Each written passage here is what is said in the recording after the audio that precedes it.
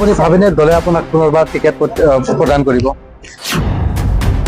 যি সমষ্টিত ইউডিএফৰ কোনো নামগন্ধই নাছিলে, চিন চাবে নাছিলে, সেই সমষ্টিত মই 15,000 ভোটত জিকিছো।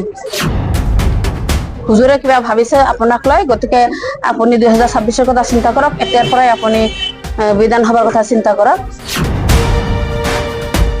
নমস্কাৰ, এই মুহূৰ্তত মই উপস্থিত আছো AIUDFৰ মুখ্য কাৰ্যালয় হাতীগাঁৱত, আৰু হাতীগাঁৱত দেখা গৈছে সন্তলি টোপামাৰী গাঁৱৰ যি জিলা পৰিষদৰ প্ৰাৰ্থী, সেই জিলা পৰিষদৰ যি নিৰ্বাচিত প্ৰাৰ্থী আছিলে, তেখেতে আজি পুনৰবাৰ চমৰীয়া সমষ্টি, নতুনকৈ গঠন হোৱা চমৰীয়া সমষ্টিৰ আজি MLA প্ৰাৰ্থীৰ বাবে তেখেতে আবেদন পত্ৰ জমা দিবলৈ এই মুহূৰ্তত দেখা গৈছে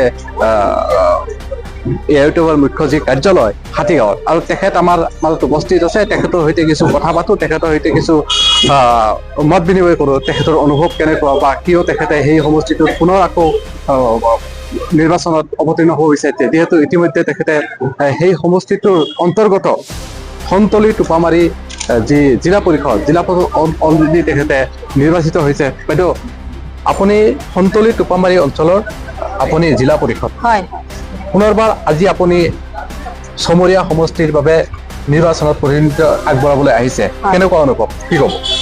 হয়, মোৰ আজি খুবেই ভাল লাগিছে এটা কাৰণত, মানে 2 নং সন্তলি টোপামাৰী বাকী ৰাইজে মোক যেনেকে ভোট দিছে, মই বহুত আপ্লুত হৈছো। আৰু এইবাৰ 2 নং সন্তলি টোপামাৰী বাকী ৰাইজে নহয়, কেৱল 27 নং চমৰীয়া সমষ্টিৰ পৰা যিখিনি ৰাইজে মোক কৈ আছে যে বাইদেউ আপুনি এইবাৰৰ AIUDFৰ পৰা বিধানসভাত ইলেকশ্যন খেলক, আপোনাক যেনেকে 85% ভোটত আমি জিকাই দিছো, এইবাৰ বিধানসভা ইলেকশ্যনত আমি সেনেকে জিকাই দিম, সেনেকে ভোট দিম। গতিকে এইবাৰ আমি চমৰীয়া সমষ্টিত AIUDFৰ প্ৰাৰ্থী জিকিবলৈ সক্ষম হ'ম। আৰু যদি দলে বিবেচনা কৰে, কাৰণ যি সমষ্টিত AIUDFৰ কোনো নামগন্ধই নাছিলে, চিন চাবে নাছিলে, সেই সমষ্টিত মই 15,000 ভোটত জিকিছো। গতিকে মই আশা কৰিব পাৰো ৰাইজে যেনেকে সঁহাৰি দি আছে, ৰাইজে মোক যেনেকে কৈ আছে, মই বহুত আশাবাদী যে চমৰীয়া সমষ্টিৰ কাৰণে যদি আমাৰ হুজুৰ মৌলানা বদৰুদ্দিন আজমল চাহাবে যদি মোক বিবেচনা কৰে, মোক যদি টিকেট দিয়ে, তেনেহলে নিশ্চয় তেখেতক চমৰীয়া সমষ্টিৰ পৰা এজন বিধায়ক বা বিধায়িকা উপহাৰ দিব পাৰিম। মোৰ এইটো 100%। আপুনি ভাবেনে দলে আপোনাক পুনৰবাৰ টিকেট প্ৰদান কৰিব? মই ভাবো, কাৰণ এটাই, যেতিয়া মই জিলা পৰিষদ জিকিছিলো, কেন্দ্ৰীয় কমিটিৰ মানুহখিনিয়ে আমাৰ ঘৰত মোক সম্বৰ্ধনা জনাবলৈ গৈছিলে, তেতিয়া সেই মুহূৰ্তত কৈ আহিছিলে যে আপুনি এটা কাম কৰক, 2026-ৰ কাৰণে ৰেডি হওক। হুজুৰে কিবা ভাবিছে আপোনাক লৈ, গতিকে আপুনি 2026-ৰ কথা চিন্তা কৰক, এতিয়াৰ পৰাই আপুনি বিধানসভাৰ কথা চিন্তা কৰক। তেতিয়াৰ পৰা মই ভাবিছিলো যে হয়, যদি দলে মোক বিবেচনা কৰে, তেতিয়াহলে মই দলীয় নমিনেশ্যন কৰিলো আজি, আৰু ইনশাল্লাহ যদি টিকেট দিয়ে, তেতিয়াহলে 2026-ত ইলেকশ্যন খেলিম। আপুনি যিহেতু সেই অঞ্চলটোৰে মানে লোকেল বাসিন্দা হয়, কিন্তু তাতে কি সমস্যা আছে, মেইনলি কি সমস্যা আছে, বা কি সমস্যাৰ সমাধানৰ সূত্ৰে আপুনি সেই সমষ্টিটোত ৰাইজৰ আগত মানে ভোট বিচাৰিবলৈ যাব যদি দলে টিকেট প্ৰদান কৰে?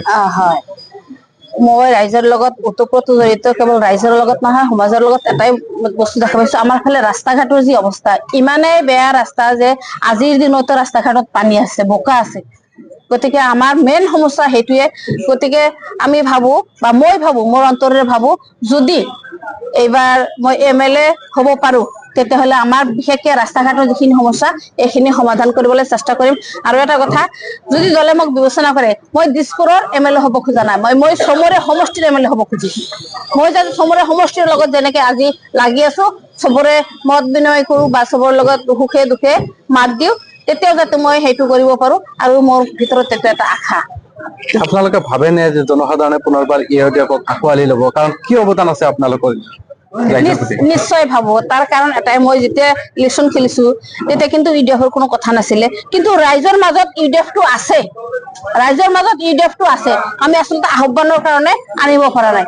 আমি ভালকে যদি আহ্বান দিওঁ, যেনেকে মই দিছিলো, সেনেকে যদি আহ্বান দিওঁ, নিশ্চয় এইবাৰো আমি UDFৰ প্ৰাৰ্থী জয়ী কৰিব পাৰিম। ঠিক আছে, ধন্যবাদ।